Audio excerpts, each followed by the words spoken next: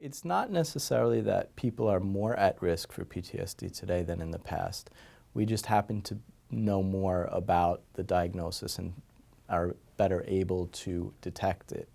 However, the nature of conflicts today are different than in the past, particularly in that many of the current conflicts happen in urban settings with insurgents and terrorist and guerrilla types of warfare, which makes it a more insidious kind of conflict and leads to people bringing home certain types of fears that they wouldn't have in the same way as in past conflicts. So for example, somebody driving through the streets of his town and worrying about potential snipers on the roof or improvised explosive devices being on the side of the road is something that was probably less of an occurrence when you had traditional battles happening out in an open battlefield, and is a more common occurrence now as a result of some of the kinds of terrorist tactics that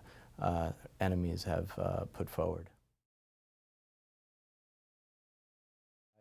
Not everybody has PTSD just because they've had a traumatic reaction. And in fact, many veterans don't necessarily go on to develop PTSD.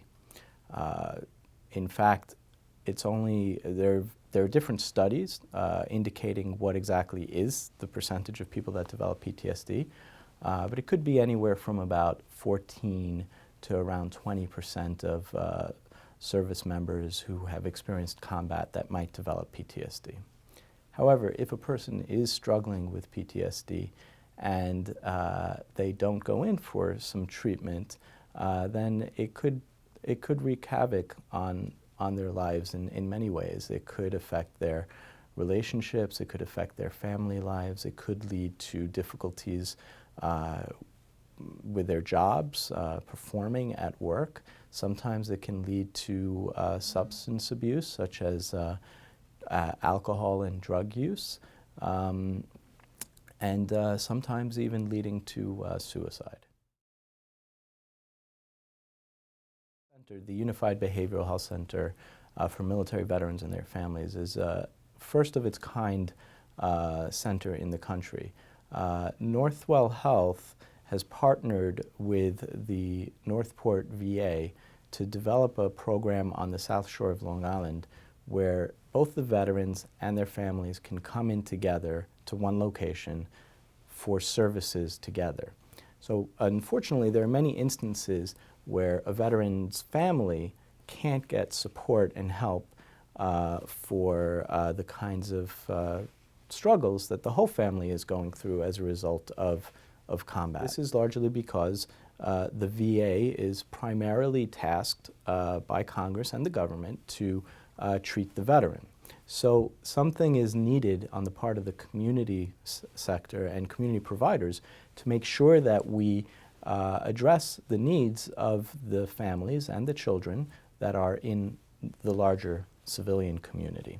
And our center does that by co-locating the services and then coordinating the services between providers from Northwell Health and the providers from the VA. So we'll literally, when permission is given, we'll literally talk to the VA providers about how we see the treatment going for a family member, for a child, for the spouse, and they will share with us how they're doing with the veteran, and we'll sometimes talk to develop unique treatment plans specifically tailored for the family. A child with a parent of PTSD may often experience a lot of confusion, not being sure exactly how to make sense of why, for example, they're not able to go and enjoy things the way that their friends are able to go and enjoy things, such as going out to movies or sleepovers and things that maybe a veteran parent with PTSD is worried about their child being exposed to due to fear of some risk. Also, if they witness any conflict and irritability and tension at home, a child can often be confused about why that's occurring and maybe even sometimes internalize the blame with themselves when in fact it has nothing to do with them. And this can lead to feelings of depression, anxiety, sometimes also just misbehavior in school, and misbehavior in general that might get misunderstood by teachers and parents. We see children of all ages, sometimes even as young as 4, and we see children up through adolescence.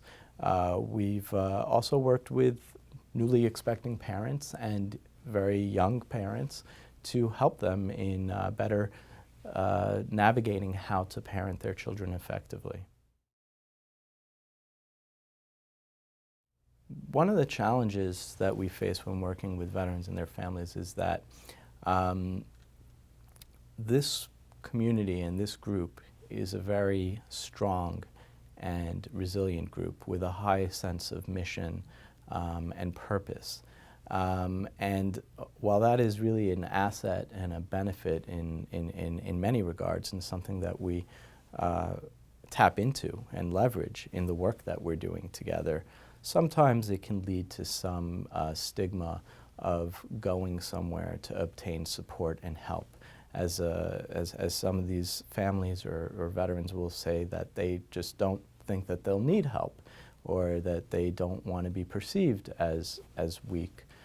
So they might be a little bit more reluctant to come in for treatment.